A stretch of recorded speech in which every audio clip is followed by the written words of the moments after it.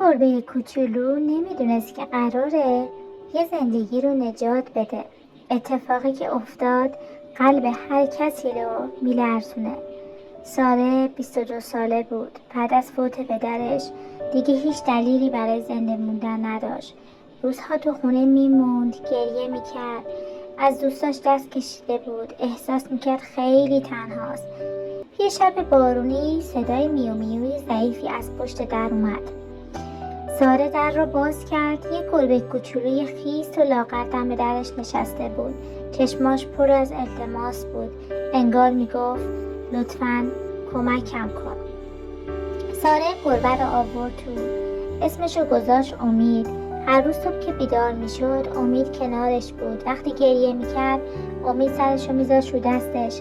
انگار میفهمید غمشو. یه روز ساره فهمید امید بیماره. دکتر گفت نیاز به مراقبت خاص داره.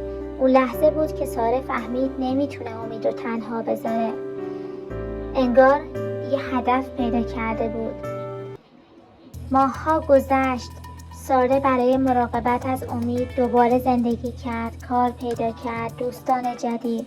حالا ساره داوطلب پناهگاه حیواناته. تا الان 50 تا گربه ولگرد رو کمک کرده. گاهی کوچکترین موجودات بزرگترین تغییرات رو تو زندگی می آورن. امروز روز جهانی گربه است. وقتشه یه گربه ولگرد رو نجات بدی یا بذاری اون شما رو نجات بده.